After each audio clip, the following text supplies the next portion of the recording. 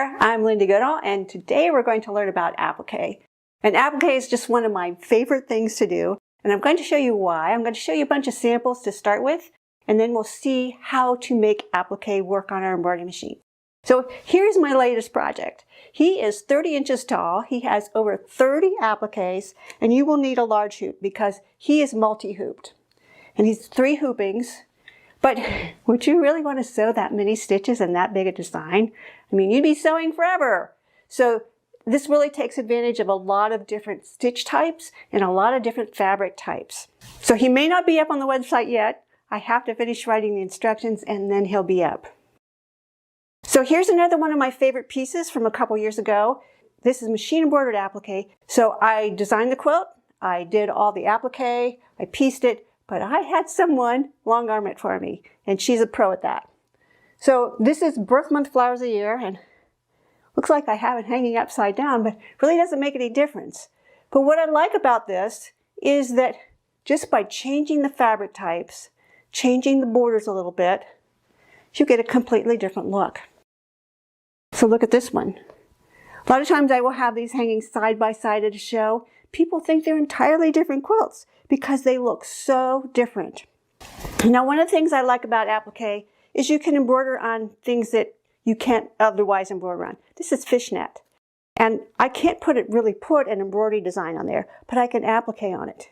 Applique is also great on terry cloth because it keeps the nap down. Now, this is an old design. These are no longer available. Here's another example of same design, 2 different ways. So I have my party version and I have my everyday version. And they're the exact same except for different fabrics and different threads. And look how different they look. Now, the reason we see so many scattered little designs is this was done way long time ago when I only had a 4x4 hoop. So on this one, we have a little snowman on a checkered fabric. You can't even sew white thread over a checkered fabric and not have the checkered sew through. So this is polar fleece, and it looks really cute on this little design. Now this one wasn't intended as an applique at all. This is a quilting design, and it's one of Shar Jorgensen's, and I've taken the quilting design and I've used fake fur and just stitched that down and then trimmed it off. So this is not going to ravel, and look how cute that is. And I just added a little vest on him. Now you will find these on the website. This is the same design. This is a little applique purse. Who's got your reader? And it's a little in the hoop bag. You do need to assemble it on the sewing machine, but look how different these look. This one is just fabric, and this one has extra stitching on it, but they are appliques. Here we have a raw edge applique, and the color comes from crayon. So I colored that with melted crayons. Now here's another old piece, and I took a class with Shar Jorgensen to learn how to quilt. And this was a glorified 9 patch. We have all these corners coming in, and I am such a perfectionist. I ripped out my corners too many times, and it's on the bias, so it got all distorted. So I covered up the really bad ones with an applique snowflake. So appliques are really great. Here's another little fun quilt. These are available on the website. And these fit a 4x4 hoop. So even if you have an older, smaller machine, you can still do applique. And these are just so much cuter applique because that brown area, the cookie area, would just be a lot of blah looking fill stitches. If you have a larger machine, you have some more applique, and these come with a quilted version, a stipple quilted version around the applique, and a plain version. And they're also in 2 sizes. So this is the larger size. Look how cute that is. Now that one involves cutting a lot of different fabrics, but this little baby quilt only involves cutting 2 different fabrics. So the yellow for the duck and the orange for the wheels. This ribbon that you see here, it's not part of the applique. I just laid it down and fused it in place, and then I stitched over it. And this also has quilting in the hoop, and it's echo quilted. So then I just use piece as you go to assemble it. If you live in the Southwest, you'll definitely want some Southwest decor. And here is a Southwest quilt. And this is also quite an old design, but it is available on the website. So if you scroll down, you have to be on the main website. You can't be on YouTube. To go back to the website, scroll down and you'll see all the specials listed down there. Now, you might see this Halloween design back here. And he has two appliques, or she has two appliques, one for the shoes and another one for the legs. And you can get so much variety with applique. I just love it. So let's move on and see how to do it with the embroidery machine. Okay, let's see what you need to do to prepare your appliques. What I've done is I've created templates. Printed out my templates on just regular printer paper. And then I've taken another sheet of paper and I've cut a piece of Totally Stable. Now this is an iron-on tearaway stabilizer. It's very lightweight. So it works really well for this. This is about the only thing I use Totally Stable for, unless I'm doing decorative stitches with my sewing machine. It's really not sturdy enough for heavy-duty embroidery. So I'll cut a piece of this and I'll fuse it just along the bottom edge and the top edge of my paper, run it through my printer or my copier. I can use this to just copy it, and I'll just print all these templates on there. And then what I do is I separate them and I fuse them to the front of my fabric. So here you see them fused to the front of my fabric, and I've got them laid out on a piece of Steam-A-Seam 2. Now I like this product because it is double stick. So it's pressure sensitive, it sticks easily to the back of my fabric. When I peel it off and put it in the hoop, it sticks there. So I don't have to use a heat iron or heat tool in my machine if I don't need to. And I use this most of the time, but I don't use it if I'm cutting in my cutter. I have not found a way to use this in my cutter because it sticks to my cutter bed. So another product you may be tempted to use is something like this template tearaway. This does not work well for applique templates, and I'll tell you why. It sticks too well to the fabric. You can't peel it off when you're ready to put it in the machine. It leaves gooey, gunky, sticky stuff behind on your fabric, and it sticks so well that when you're pulling it off, it distorts your fabric. So don't use this for appliques. So I have mine all arranged, and now what I need to do is take some scissors, and I happen to like these guys, and I'm going to cut right on that line all the way around. And you want it to cut very precisely and very cleanly. So you want to use sharp scissors. Now once you have it cut out, you'll have your fusible on the front. I still have my protective paper sheet on the back. And then if I remove that, there is my Steam-A-Seam 2. So then I just sew my placement line and stick this down. Now the other method that we have for stitching applique, I call it the blob method, but it's more technically known as the trim and place method. So the only difference between these two is that once you place your placement line, if you're using a pre-cut, all you do is you line this up directly in there. And it should exactly match up, because that placement line is the same line we use for creating our pattern pieces. Now if you're using the trim and place method, then you're going to just place your fabric over that, and you'll need to sew that placement line again. And most designs tend to be set up for this trim and place method. I really only use the trim and place method on something that doesn't work well for a pre-cut. And that might be some stretchy, fuzzy fabric that I can't adhere in place. So I can't adhere a template to the front, I can't adhere a fusible web to the back. And so I'll use this method. But for normal cotton weight fabrics and fabrics that can be fused, I don't use this method because it's too hard. And I'll show you why it's too hard. So the only difference between a pre-cut design and a trim and place design, well, at least in the way I make them, is that the trim and place design repeats this line again. Now I can tell you that I think every one of my designs is set up for pre-cut. It's going to have a placement line, a zigzag tack down, and then a satin cover. The satin cover may not exactly follow this, it may go later on. We'll talk about that in another part here. But if you want to use one of those kind of designs for a trim and place one, all you need to do is back up one color change to get to this design. So I'm just going to lay my fabric over that stitched line, over my placement line. Now, I didn't spray it. I don't have any sticky stuff on the back. If you're worried about it slipping, you can tape it. Sometimes I will starch it. But remember, a lot of times I'm doing this with something like polar fleece where those steps don't really work. Now, if you're working with a cotton or something that's wrinkled, make sure it's pressed and smooth. So now I'm just put down the presser foot and start. So now it's essentially repeating the placement line again. And this is going to be my line that I'm going to trim back.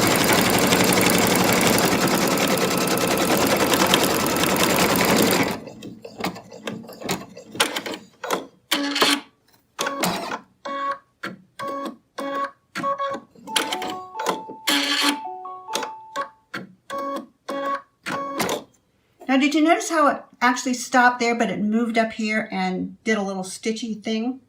That's because I have my frame out right up here. Now, the frame out on an applique design is where the needle moves at the end of each step. And you really want it at the top of your design. And the reason we want it there is so that you have access to all of this area. So if I was doing a pre-cut, I could just lay my pre-cut right in there in that stitching line without having to remove this from the hoop. Now, think about this. If we rotate the design in the hoop, this position does not shift. So if I rotate it so that my heart is like this, that point is going to be down here. And that means that when it goes to the frame out position, everything is going to be behind the needle. So if you do need to rotate, think about what direction to rotate so that you don't get in the way. So now I'm ready to take it out of the machine, and we need to trim right up to that stitching line. And now the fun part begins. Now this is a relatively simple shape, so it's not too horrible with this one. And I'm going to get out some other scissors here. And these are those double curve scissors. I really like these for trimming. And now what you need to do is to trim this back to that stitching line without cutting through the stitching line and without leaving too much fabric behind. So we want to trim right up to that. And the closer you trim, the better. So that's what you're going to do all the way around. Now it's pretty easy on these areas out here. But when you start getting into little pointed areas like that, it gets hard. And now the next step is to put it back in the machine, and I'm going to sew the zigzag tack down, and so that's going to hold it along the edge. I like a zigzag tack down rather than a running stitch tack down because the running stitch tack downs can push the fabric, and with the zigzag tack down, it's actually biting into the fabric. And so it tends not to ravel off the edge of your fabric as much. When you have a really narrow satin cover, or you're just using running stitches on a pre-cut, it can ravel off the edge because it's just worrying the edge of your fabric there.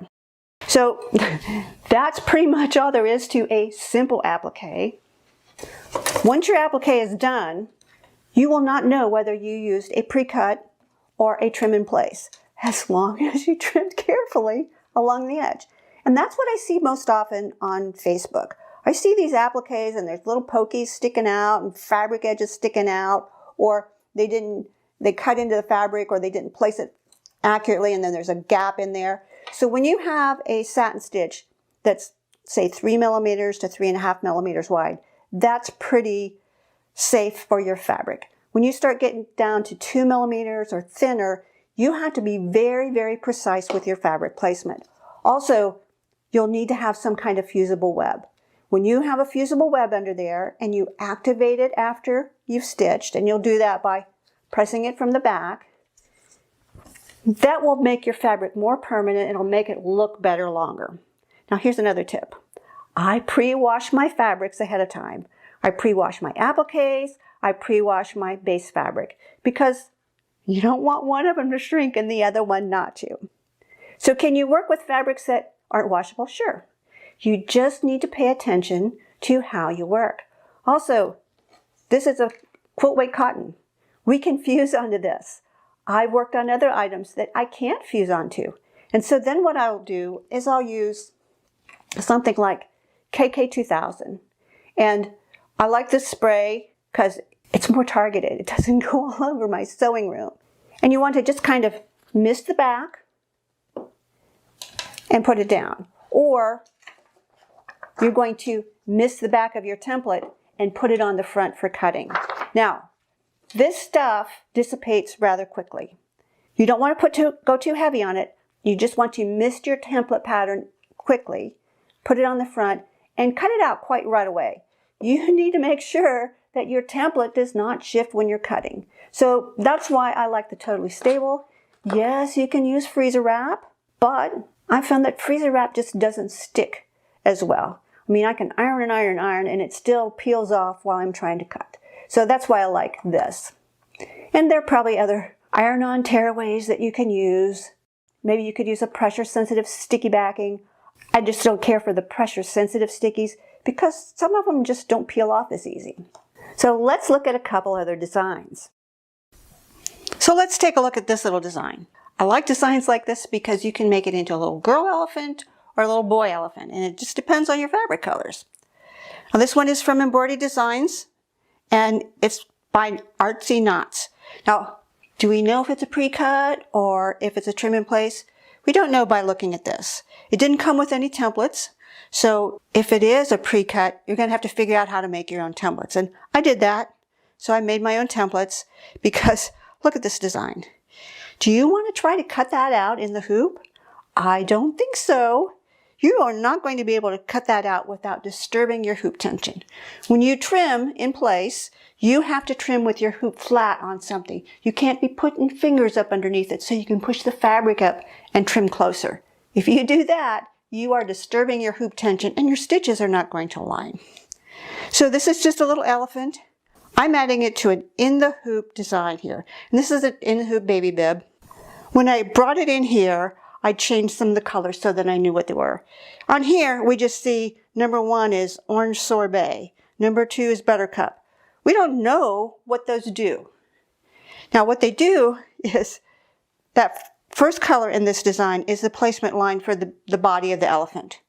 The second one is the cutting line. So this is set up for a trim in place. So what I'm going to have to do is when that placement line sews, I place this and I'm going to fuse it in place.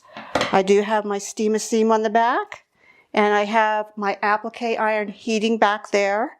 So I'm going to fuse it in place so that it doesn't shift. Because when it sews that line to tack the fabric down, remember when we sewed that heart, we had a piece of fabric and it sewed that running stitch again in the same place. That running stitch is not going to catch this fabric. If it does, I've just placed this off a little bit or I've cut it off a little bit. And the bad thing about that is it'll be so close to the edge, it could ravel off the edge. So what I want to do is fuse this in place at my machine. Now I'm not worried about damaging my machine. It's not going to get that hot because I'm actually stitching on quilted fabric. So it's protected a little bit that way. But if you're worried about something like that, slide a piece of cardboard or something under your hoop and just press that way. Or you can take the hoop out of the machine. I don't like to take the hoop out of the machine unless I need to, because you can put it back in and catch your fabric underneath or not flip the lever down or not do something and it doesn't get lined up. So I try to remove the hoop only when I have to. So I'm actually going to skip a few stitches in here because I'm not going to sew this placement line. This would normally sew right on your stabilizer. You place a piece of fabric down and stitch it in place again. But I'm just going to wait till the end and then I'll stitch this second outline down, which will attach my back. So what I needed to do when I work on a design like this is just one design with 3 colors. The placement, the color line, and the line that attaches the backing. But what I need to do is just put my little elephant in between so that it falls before that outline stitch. So let's go over to the machine and we'll start sewing. So I have my design loaded. I'll go to color number 3. And this is the elephant placement line.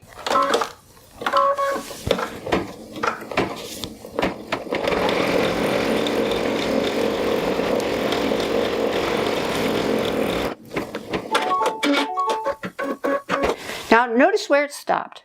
It stopped in the middle of the body. And that makes it a little hard to place our applique fabric without getting in the way of the needle. But I think I can do that. And I'm using Steam 2, which has a double stick tacky on it. I'll take my tacking iron and I'll just press it in place. Now this design does come in several sizes. I'm using the smallest one, which would fit a 4x4 hoop. The next color would be that stitching line that would attach the fabric in place, and it's just another straight stitch. So I'm going to skip it. Now the next color is his toenails. So I'm just going to keep sewing.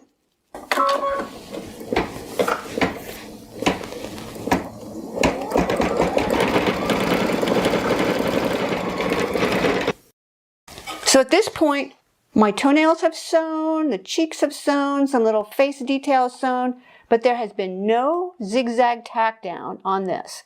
And if I'd sewn that second placement line, that cutting line, it would have just been a straight stitch right around the edge. It would not have caught my fabric properly. So there's nothing really securing my fabric other than the fusible web. And even that was not enough to keep the fabric from pulling. So I'm going to zoom in, see if we can see this. There's quite a gap right in here. So hopefully that won't be a problem when I'm done. I have to figure out another way to do this. I might have to edit the design. So now we're ready to sew the placement line for the ear. I have my fabric ready. Now this doesn't have any detail on it, so hopefully it won't shift very much. And put the presser foot down, press go.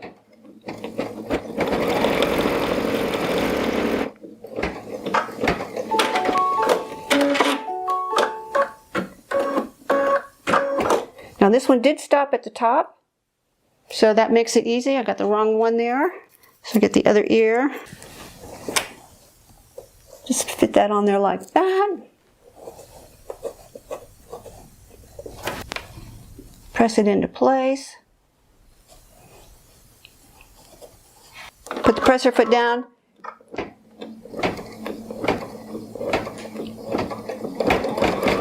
And see, it's just sewing a straight stitch around there again. So that would not have cut my applique.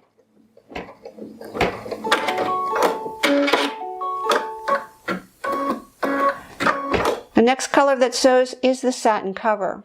Put the presser foot down and we'll sew.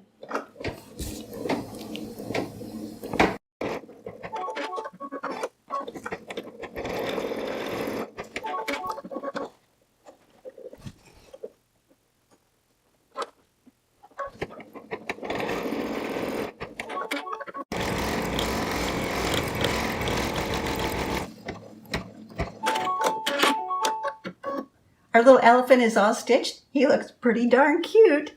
And he did cover up nicely here. Might have a little bit of raveling, but if I fuse it really well, when I'm done, it should hold up okay.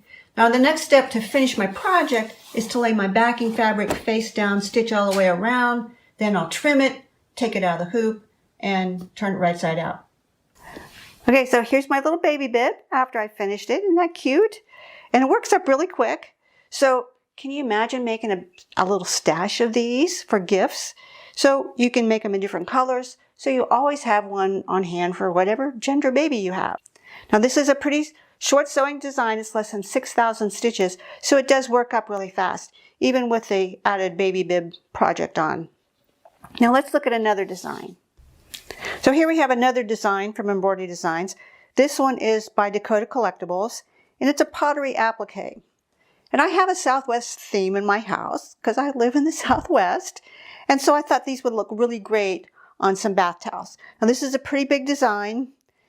It's about 9 by 6 inches and it's a high stitch count, 21,060 stitches. Now, that's not too bad for a design this big. And what's saving us a lot of stitches is that the background fill was omitted and instead we'll use fabric.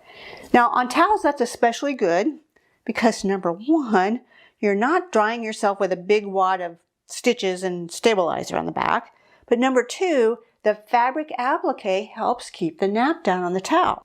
Now this is too big for like a hand towel. So what I might do is see if there's another design that's just maybe that part of the design, or maybe I can edit it. And actually I can edit this one because it's in an object format, which is CND. Now it also shows art here, but if I recall correctly, I don't think this is a native art format. I don't think it's a grade A. I think it's just stitches only that's been converted. Now in the color sequence, this gives us a little bit more information than the elephant did. It says we have an outline, we have a tack down, and then the brown is the satin stitching that's going to cover it. We still don't have a template file, so I don't really know just by looking at this if this is a trim in place or I should use a pre-cut. So I looked at the design in the software and I saw where the placement line was and where the next line was, which would be the tack down. And the tack down is a run stitch and it's inside of the outline. So I decided, well, that must mean it's a trim in place. And this has a pretty wide satin stitch on it. So it's going to be very forgiving and it's going to be much easier to do this as a trim in place. And it's not that hard of a shape. We have a little bit of stuff here, but this is a big design. So it shouldn't be too hard to trim in place. Now before I stitch this on my towels, I do want to test sew. And so I have this older towel that's kind of ratty and I'm going to test sew on it. And it's just a hand towel and it was too small to hoop in the proper orientation in my hoop. And also when I tried to hoop this towel the other direction, it just didn't hoop well with this hoop. Now normally what I would like to use for a stabilizer is a wash away tear away. Because with an applique we're going to have exposed stabilizer on the back. I like the wash away tear away because it tears out easily and it goes away with the washing. So you don't see a bunch of stabilizer back there. What I used instead was a stick and gone or wet and gone, I guess it's called. And it's a wash away sticky. And that's because I had to float my design. So this towel has seen better days. So I'm not worried about if I mess it up. You might also notice that I have a water-soluble topping on here. And I've basted it in place. And I've already stitched that first placement line. So color number 1 has been sewn already. I sewed it in black just so you could see it. So the next step is for me to place my fabric. And what I'd probably do is to tape it down to this water-soluble. I don't want to tape it to my towel. Well, this towel's not going to hurt. But on a normal towel, you probably don't want to put tape down because it could pull up your nap. Now, why is that on there? It's not to keep the stitches from poking through. It's to keep my towel safe because when I sew this and I pull this back to trim it, I do not want to be trimming my towel. I only want to be trimming my fabric. So this is just a safety guard for my fabric. Now, the original design, C&D version, was oriented like this. But when I opened up the PES version, it looked like this. And it's been rotated to fit our more vertically oriented hoops. Now when I looked at the design, the frame out, which is where the hoop goes in between the applique steps, was here. And of course when our design was oriented properly, that would have been fine because it would have been easy to access our design when it's oriented there. But when it's rotated this way, that means this whole big area is behind the needle. So what I did is when I got it to my machine, I rotated it 180 degrees this way. The other advantage that gives me on this machine is that the arm of the machine is over here. If I'm working on a big towel, I do not want to have it bunched up in my machine over here where it could throw itself under the hoop and get stitched in place. So this serves two purposes. It gets my frame out up here where I can access this area easily. And it moves the rest of my towel off the side of my machine where it's not going to interfere with anything. All right, so here's one last design I got from embroiderydesigns.com. And as we look at it, we can see that it's this cute little mixer design. I thought it looked really cool on kitchen towels. It's not very big. It's from Hopscotch. It's got 12,556 stitches in it. And that's because this bowl is filled all the way in. It's only about 4 1/4 by a little over 4 1/2 inches, and it'll fit a 5 by 7 hoop really easily. Comes in a wide range of formats. Now it does come in art, C&D, and EMB. These might be objects, they might not be. And when I looked at it in software, art was not a grade A design. Which means that it didn't have all objects. The EMB version was a grade A. The grades have nothing to do without stitches. It's the type of stitches that compose the design. And a grade A means it's composed of objects. So when I looked at it in software, I looked at the EMB version, and I noticed a couple things.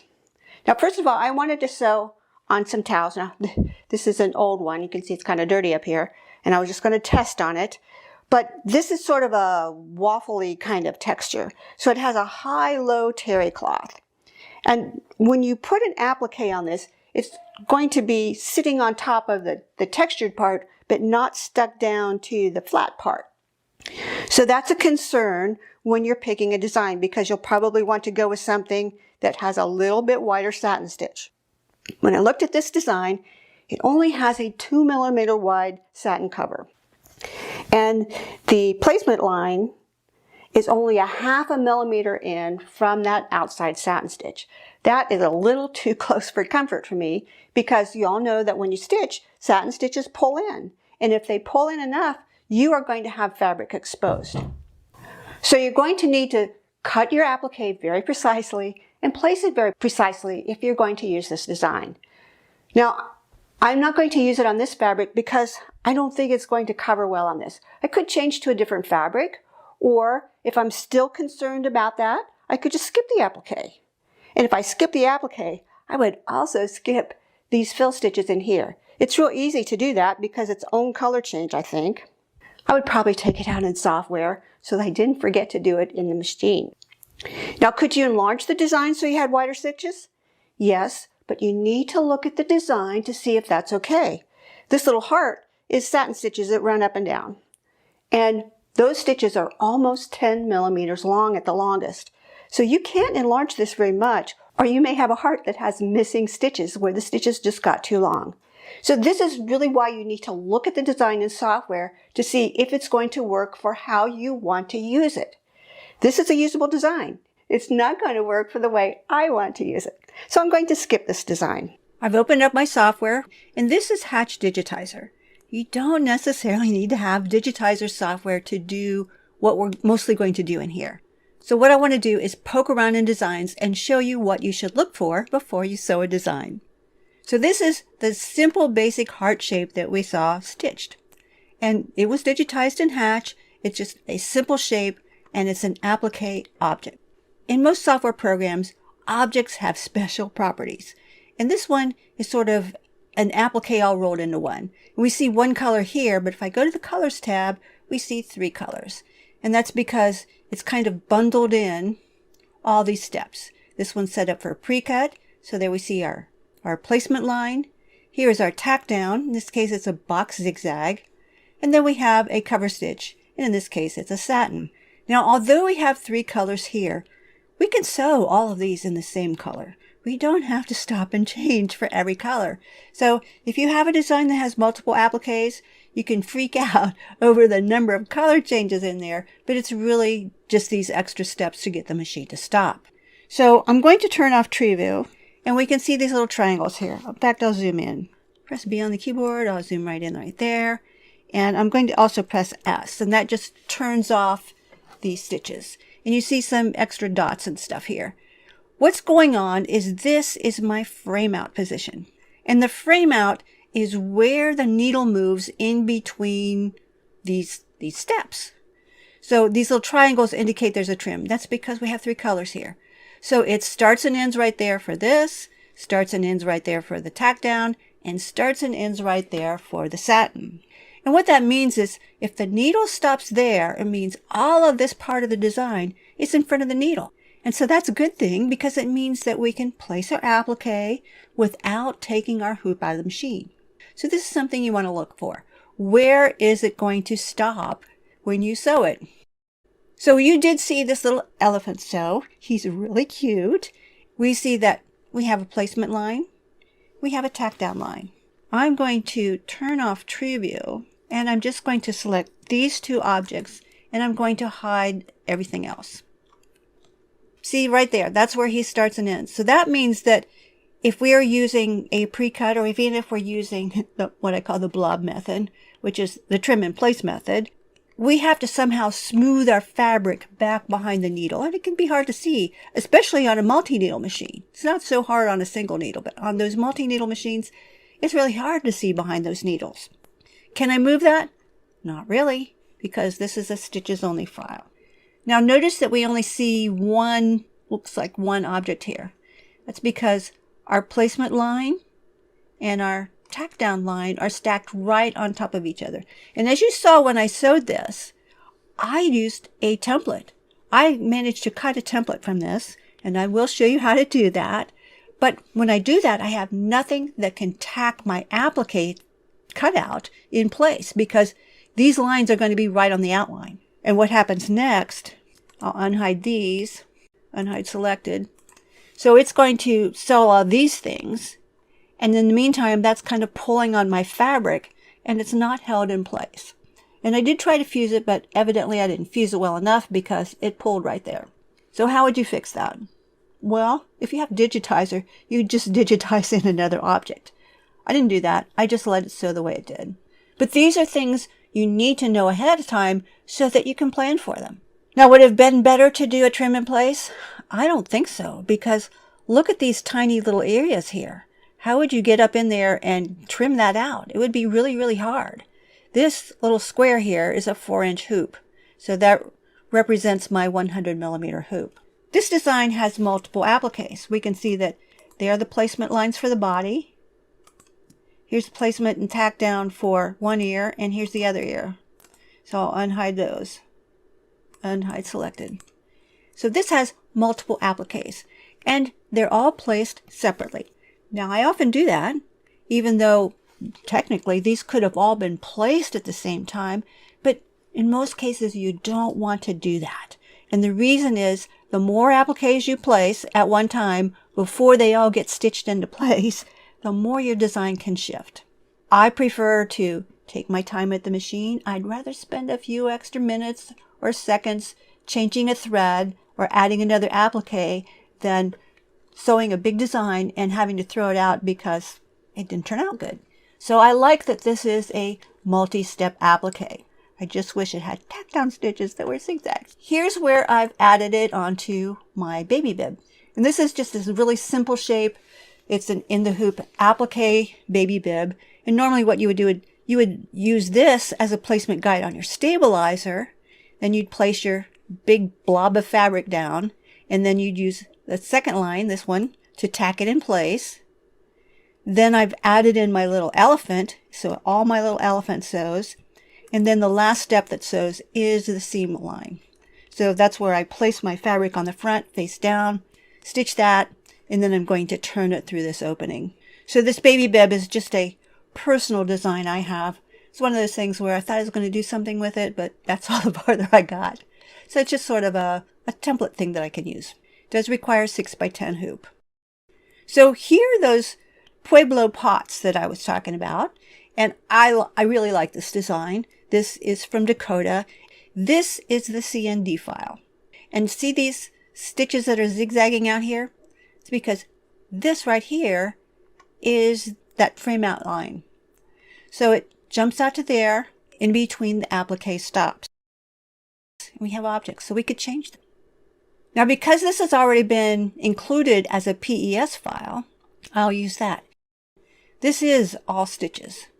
This little ziggy-zaggy line means that this is a stitches only thing. It's not an object. Notice that it's been rotated sideways. Remember when it was rotated horizontally, that frame out was in this corner. If we rotate the design in this direction, the frame out is now down here. And of course, when the frame out is down at the bottom, that means all of this area is going to be behind the needle. So instead of rotating it this way, and the software just did that when it was exported, I would rotate it the other direction. So I can either do that in software, or I can do that at the machine. I'll do that here just so you can see it, know what we're talking about. And I didn't get the 100 in there. So there it is, flip the other direction. And now the frame out is up here. So that makes it much easier to use at the machine. So let's look at the placement line on this one. I'm going to go back to the CND file for this. Here is the placement line. And you can see this magenta line. I'll zoom in just so make it easier to see. And that is my placement line. If I come down here, this is my tack down. So this to me looks like it was designed for a trim in place because we have this margin of space in here. So if I place my fabric according to that outline, and then I stitch it down according to this line, and I trim to that line, that means that we have all this nice area out here that it will get covered up, but because it's stitched onto my fabric, it's going to be okay on this inside edge. So if I try to use this as a pre-cut line, some places it gets really close to the edge, and I just think that this is a safer option to do this as a trim in place. Now we have one other design we looked at, and that's this mixer design. This is a really cute design. I thought this would be really fun to stitch on towels, but when I looked at it in the software, I wasn't sure that I wanted to sew it. It looks over here like we have a placement line and a tack down line, but that turns out not to be the case. If we go over here, both of those are the same color. So it does a placement line and it goes around twice. If I select it and press H, which is reshape, we can see that the start and entry point are right there. This is not set up as an applique object. It may have been broken apart at some point, but I don't see a frame out. So the machine is going to stop right there. And then we have to lay our fabric down behind the needle again. I'm going to zoom in just so we can see some things up here. And you can see how close that is to the edge. Now there is a tack down stitch. It's this one.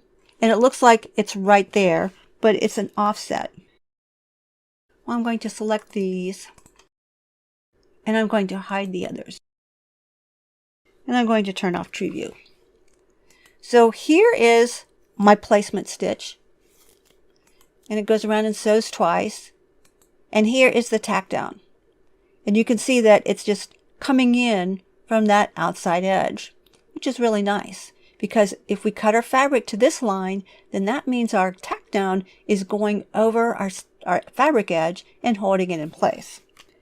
Now I'm going to measure those. I'm going to press M on the keyboard. And I'm just going to measure that. And look, it's not even 1 millimeter. So we have a satin column that's only about, or a zigzag column that's only 1 millimeter wide. That's pretty thin. I'm going to turn on this, which is my satin cover, unhide selected, and I'm going to measure that. So I'll press M on the keyboard, and I want to measure from one side over here to the other. And it's just barely 2 millimeters. So that's a pretty skinny column.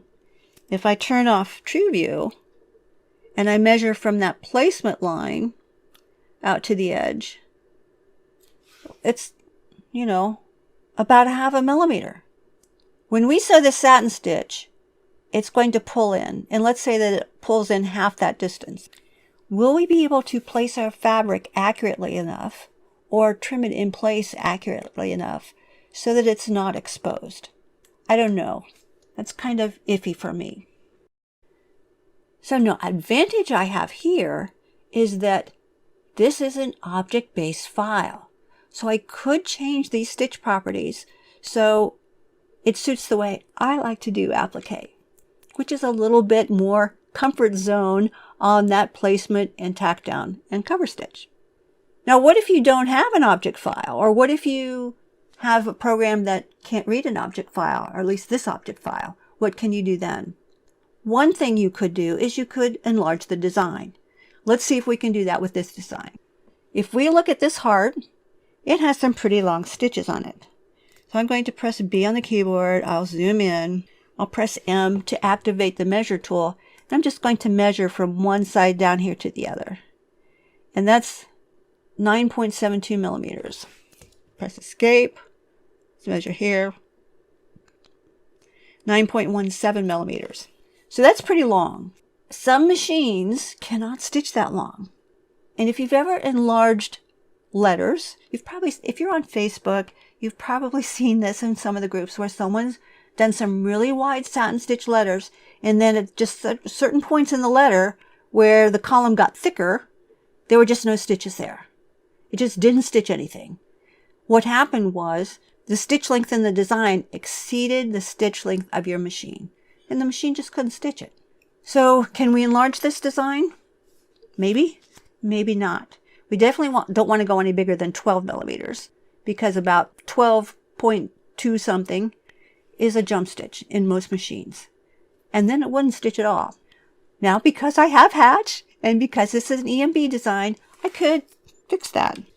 And what I would do is I'd just go over here to the Fill tab, and I'd change the auto split, and I'd just turn it on. Put some texture in there, because what it does is it makes sure the stitches don't exceed a certain length, which is around 7 millimeters. When stitches get too long, they're too likely to snag and catch on things. They're just not very stable. So now we come to the question, if I change this design so that it suits the way I like to do applique, is it now my design or is it still their design? It's still their design.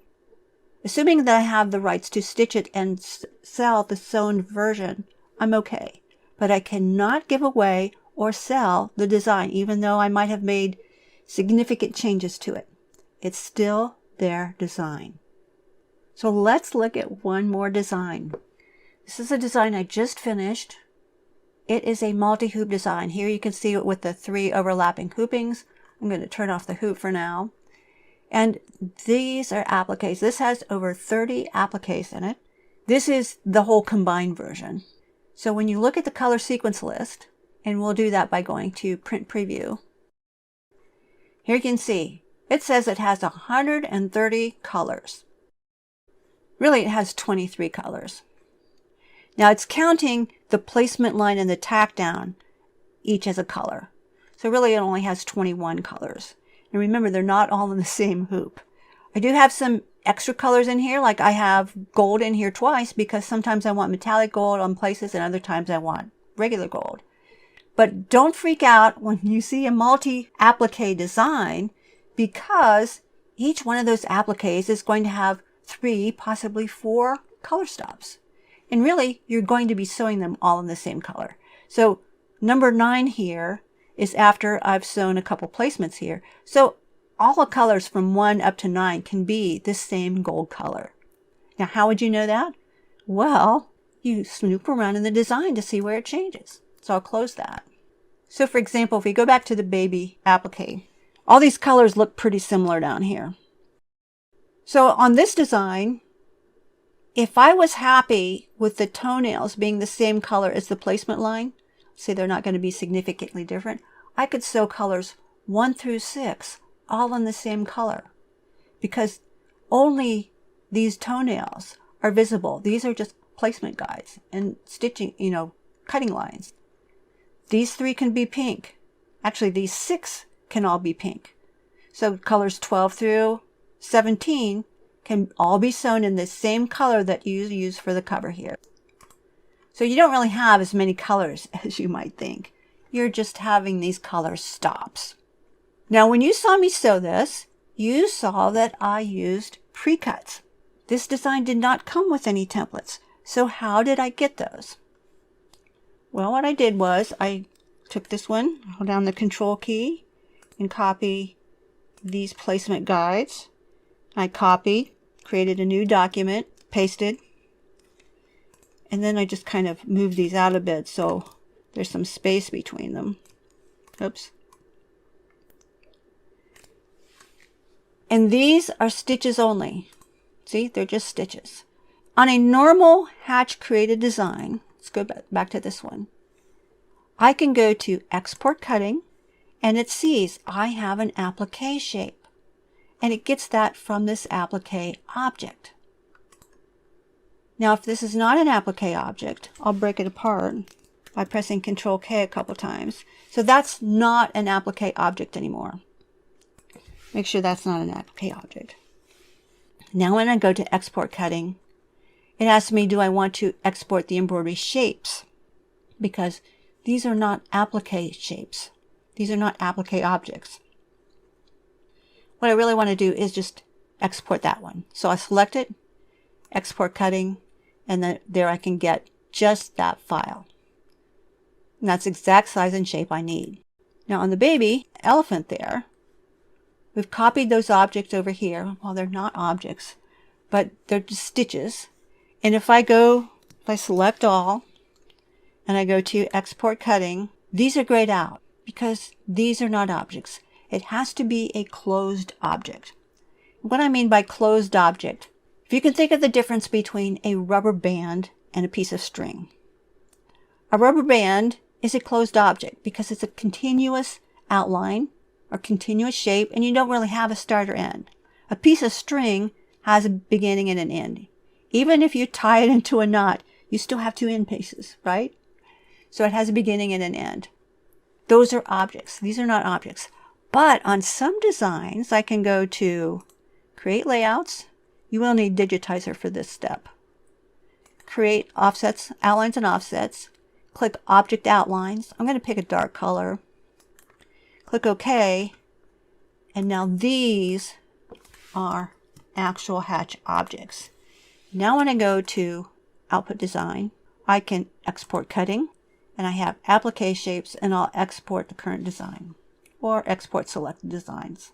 And that will create an SVG file. It doesn't always work.